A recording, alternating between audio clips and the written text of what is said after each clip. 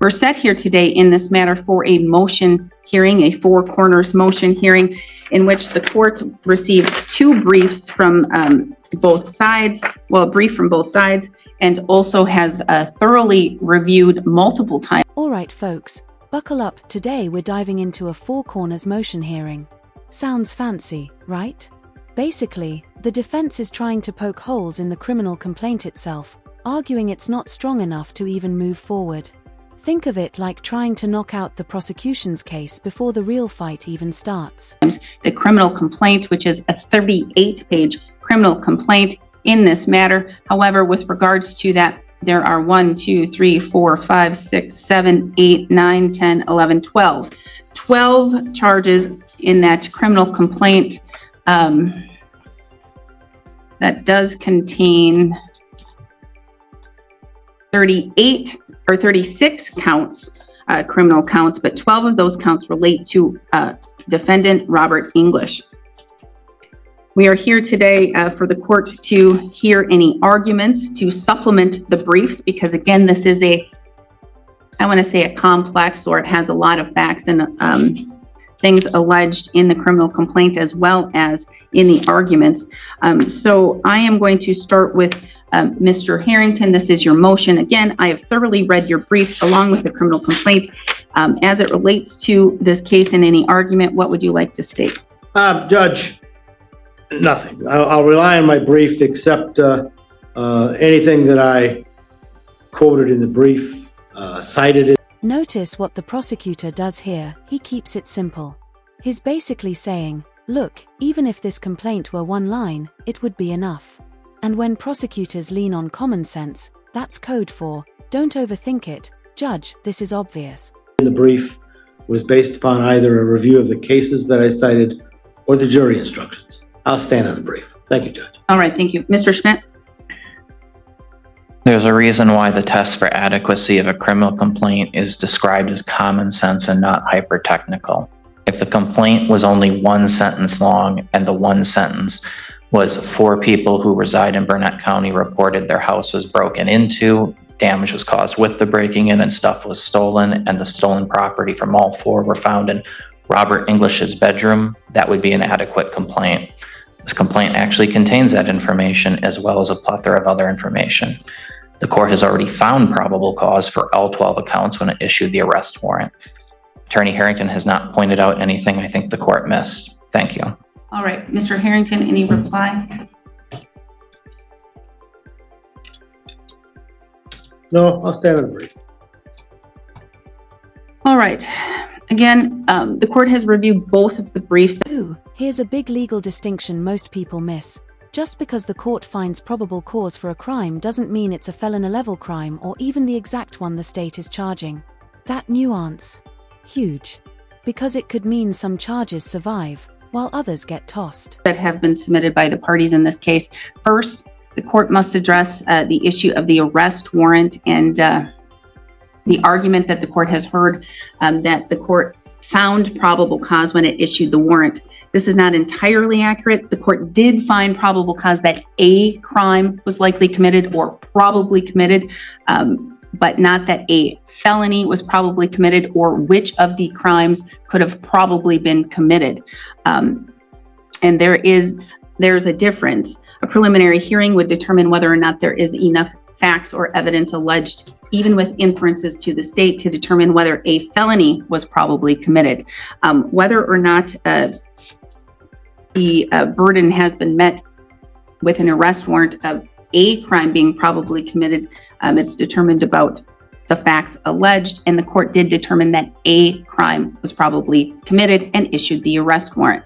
Second, the court has thoroughly and carefully reviewed the criminal complaint multiple times while examining both of the submitted briefs.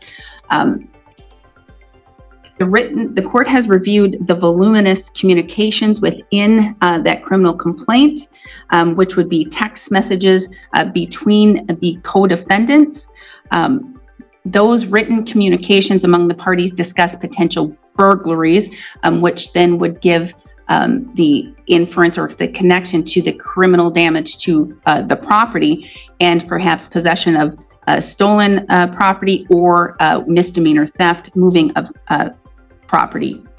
However, those conversations, specifically in reviewing each of those texts very specifically, those conversations do not implicate Robert English in any of the burglaries, which would then connect to the criminal damage to the properties, only that they may relate to the probable possession of stolen. And there it is, the wall prosecutors hate running into: speculation.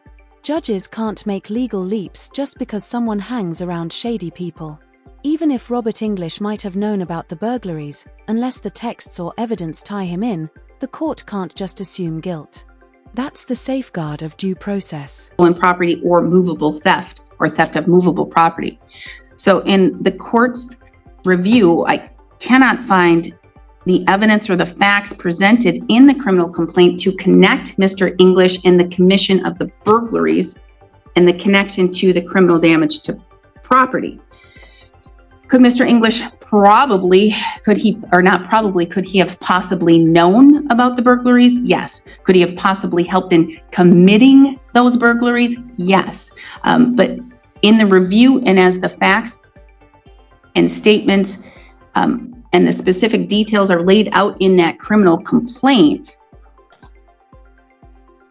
reviewing the criminal complaint and what's laid out in detail in that criminal complaint, it would only be speculation or conjecture because of the close connection Mr. English has to the co-defendants. One of the co-defendants is his girlfriend of a significant long period of time, and the other co-defendant is her brother. But there is that close connection in those written communications as to the likely stolen property and it being in possession of, or going to be, or something to be done with, probably with Mr. English. There's a connection to that. Even as stated in the criminal complaint, in reviewing and looking for the conspiracy requires a mutual understanding to achieve a shared criminal goal and to work together to carry out that criminal plan. There must be some type of either words or actions or intent by the defendant to complete that crime. In the criminal complaint, as again, it is laid out and described in specific detail, the court can't find anything that indicates a conspiracy without having mere speculation or conjecture. This is insufficient for the court to link the defendant to the crime of burglary or to the relation with the crime of criminal damage to property. Although the state does correctly state that conspiracy does not require the co-conspirators to have an explicit or formal agreement, meeting, or even know each other, there still must be more than speculation or strong opinion or belief to link the parties to committing a crime like burglary or criminal damage to property. The details and the specifics as related to the burglary and then the criminal damage to property, as outlined in that criminal complaint in the court's review, does not provide sufficient inference to connect Robert English to those acts. This is in contrast to the court's review with the allegations of the possession of stolen property, theft of movable property, those Boom. Big moment right here. The judge is carving the charges down like trimming a tree. Burglary? Gone. Criminal damage? Gone. What's left? Just possession of stolen property and some misdemeanor theft counts. If you're English, that's a huge sigh of relief, at least for now. The conspiracy to commit the misdemeanor theft as a party to a crime with that movable property, the court determines that that criminal complaint contains enough facts and specific details to reasonably believe and probably believe that Mr. English did commit or co-conspired to commit those crimes, allowing those charges to move forward. But with regards to the burglary and the criminal damage to the property, the court cannot find enough to connect, even with an inference, without mere speculation or conjecture, to connect Mr. English to those crimes. So I'm believing you understand that the court is saying with regards to the charges, the court can only find enough to connect as it relates to the conspiracy to commit misdemeanor theft as a party to a crime with the movable property. So I believe that is only counts 6, 15, 24, and 33.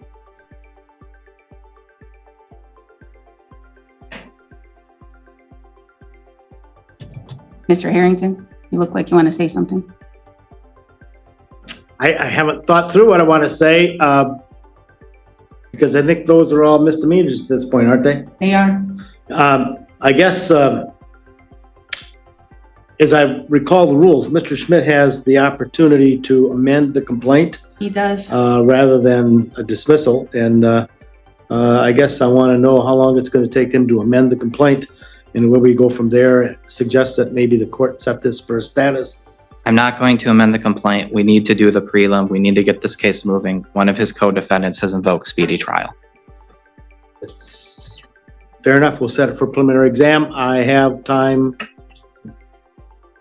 If the court is finding that everything except 6, 15, 24, and 33, the complaint lacks that, the motion is an attack on the personal jurisdiction. I think there has to be an amended complaint. These are misdemeanors.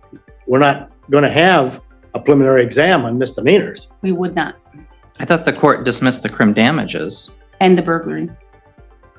So the court found probable cause to believe that Robert English was knowingly in possession of stolen property from the theft, which is an essential part of the conspiracy, but would not find the burglary and crim damage that were necessary for the theft, even though the conspiracy jury instruction says he doesn't need to know about those or be part of them. I think that's precisely what the judge found, and I agree with that. Exactly what I found in the review of the criminal complaint. And again, you do have the ability to amend the criminal complaint. I could find, and again, in reviewing the jury instructions for conspiracy, it requires at least a mutual understanding and a shared criminal goal to work together to carry out a criminal plan. He would need to know that the burglary was going to be in existence. And I can't find that there. Okay, this is where the legal chess match gets intense. The prosecution's saying, if he knew the property was stolen, then he's part of the whole conspiracy. The judge, not so fast. Just having shady merchandise doesn't automatically make you part of the burglary crew. This is the razor-thin line between being charged as a thief or just a guy holding stolen goods. There is any connection.